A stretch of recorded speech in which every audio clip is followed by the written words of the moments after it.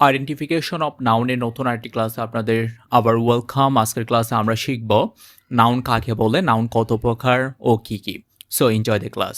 প্রথমে আসি identification of noun. আমরা নাউনকে কীভাবে হলো যে আইডেন্টিফাই করতে পারি। তাহলে নাউন কাকে বলে? কোনো কিছুর নামকে আমরা নাউন বলতে পারি। আমরা নাউনকে 5 ভাগে ভাগ করতে পারি। নাউনকে কয় ভাগে ভাগ করতে পারি? আমরা 5 ভাগে ভাগ করতে পারি। প্রথমে যেটি আছে সেটি হলো যে প্রপার নাউন। আমরা নাউনকে প্রপার নাউনে ভাগ করতে পারি। কমন নাউন, তারপর কালেকটিভ নাউন, তারপর হলো যে অ্যাবস্ট্রাক্ট নাউন, তারপর হলো যে ম্যাটেরিয়াল নাউন। এই 5 ভাগে ভাগ করতে পারি। তাহলে কি কি? প্রপার নাউন, কমন নাউন, তারপর হলো যে কালেকটিভ নাউন, অ্যাবস্ট্রাক্ট নাউন, তারপর হলো যে ম্যাটেরিয়াল নাউন।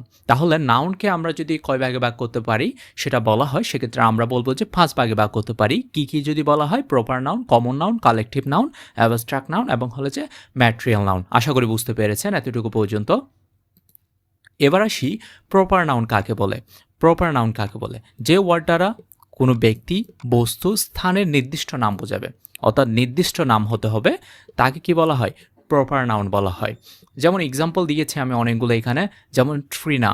তাহলে নির্দিষ্ট একজন ব্যক্তির নাম, যখন নির্দিষ্ট একজন ব্যক্তির নাম বলা হবে, একজন মেয়ের নাম যখন বলা হয়েছে, সেক্ষেত্রে কি এটা হবে যে প্রপার নাউন। যেমন নীরব, একজন নির্দিষ্ট ব্যক্তির নাম। সান, তারপর হলো যে মন, এপ্রিল, নির্দিষ্ট একটা মাসের নাম। মে, তারপর হলো যে ঢাকা, নির্দিষ্ট একটা কি সিটির নাম।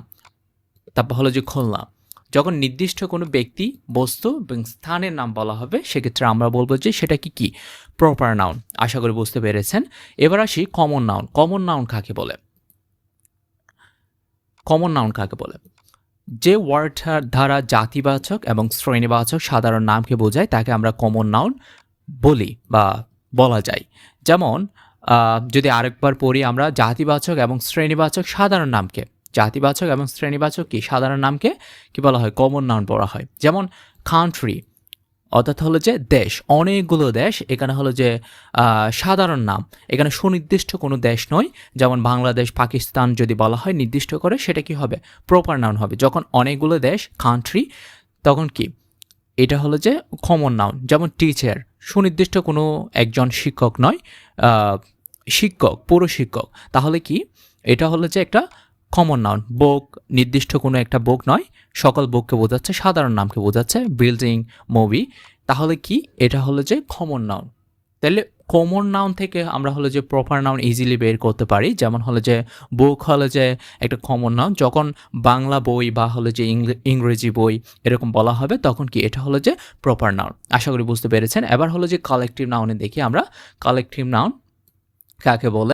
সমজাতীয় কোনো ব্যক্তি, বিষয় নিয়ে একটি দল বোঝালে তাকে আমরা কালেকটিভ নাউন বলি। সমজাতীয় কিছু ব্যক্তি এবং বিষয় নিয়ে কি একটি দল বোঝালে তাকে আমরা বলতে পারি কালেকটিভ নাউন। আশা করি বুঝতে পেরেছেন।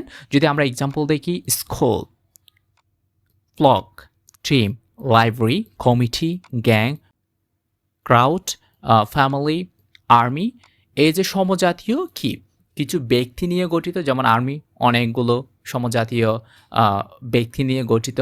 তারপর হলো যে আপনি যদি বলা হন টিম, অনেকগুলো সমজাতীয় ব্যক্তি নিয়ে গঠিত। তারপর হলো যে কমিটি, সেম। যখন সমজাতীয় কিছু ব্যক্তি অথবা হলো যে বিষয় নিয়ে একটি দল বোঝায়, তাকে আমরা কি কালেকটিভ নাউন বলতে পারি। এবার আসি অ্যাবস্ট্রাক্ট নাউন। অ্যাবস্ট্রাক্ট নাউন কি?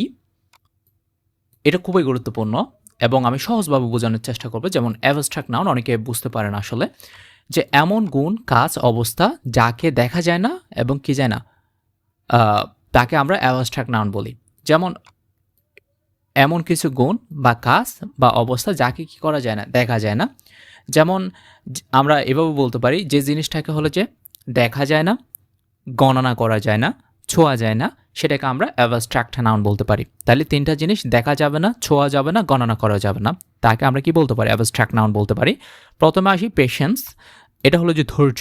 ধৈর্য হলো যে আমরা দেখতেও পারি না, গণনা করতে পারি না এবং কি করতে পারি না, ছুঁতেও পারি না। তাহলে এটা কি? একটা হলো যে অ্যাবস্ট্রাক্ট নাউন। তারপর হলো যে লাক, ভাগ্য, আমরা দেখতেও পারি না, গণনা করতে পারি না, ছুঁতেও পারি না, তাহলে কি এটাও কি একটা অ্যাবস্ট্রাক্ট নাউন। তাহলে প্রত্যেকটা টলারেন্স, অনেস্টি, অ্যাঙ্গার, উইজডম, তারপর হলো যে কাইন্ডনেস, বিউটি, প্রত্যেকটা হলো যে অ্যাবস্ট্রাক্ট নাউন। তাহলে তিনটা জিনিস মাথায় রাখবেন। একটা হলো যে দেখাও যাবে না, ছোঁয়া যাবে না, এবং কি করা যাবে না, গণনা করাও যাবে না। এবার আসি ম্যাটেরিয়াল নাউন। ম্যাটেরিয়াল নাউন কাকে বলে? সাধারণত এই ক্ষেত্রে কোনো বস্তু যে জিনিস দ্বারা গঠিত হয় তাকে এত কিছু মনে রাখার দরকার নেই। আপনারা শুধুমাত্র মনে রাখবেন যে জিনিসটা হলো যে দেখাও যাবে, ওজনও করা যাবে, কিন্তু পরিমাপ করা যাবে না, গণনা করা যাবে না। অর্থাৎ দেখা যাবে, ছোঁয়া যাবে, ওজনও করা যাবে, কিন্তু গণনা করা যাবে না। সেটাকে আমরা কি বলতে পারি? ম্যাটেরিয়াল নাউন বলতে পারি। যেমন টি, ছা, এই যে দেখাও যায়, ছোঁয়া যায়, ওজনও করা যায়, কিন্তু গণনা করা যায় না। সুগার, দেখাও যায়, ছোঁয়া যায়, ওজনও করা যায়, কিন্তু গণনা করা যায় না। Water same. তারপর oat, iron, platinum, gold, silver, milk, প্রত্যেকটা জিনিস কিন্তু এরকম। অর্থাৎ দেখা যায়, ছোঁয়া যায়, ওজনও করা যায়, কিন্তু গণনা করা যায় না। পরিমাপ করা যায়, কিন্তু কি করা যায় না, গণনা করা যায় না। সো এই জিনিসটাকে আমরা বলতে পারি ম্যাটেরিয়াল নাউন। সো আশা করি বুঝতে পেরেছেন। খুবই সহজ, 5 প্রকার নাউন। প্রথমটা হলো যে প্রপার নাউন, তারপর হলো যে কমন নাউন, তারপর হলো যে কালেকটিভ নাউন, তারপর হলো যে অ্যাবস্ট্রাক্ট নাউন, তারপর হলো যে ম্যাটেরিয়াল নাউন। আশা করি আজকের ক্লাসের পরে আপনারা হলো যে এই নাউনগুলো চিনতে পারবেন, বুঝতে পারবেন। যদি ক্লাসটি ভালো লাগে অবশ্যই আমাদের সাথে থাকবেন। পরবর্তী নতুন কোনো আরেকটি ক্লাস নিয়ে আবারও দেখা হবে। ততক্ষণ পর্যন্ত ভালো থাকবেন, সুস্থ থাকবেন। আসসালামু আলাইকুম।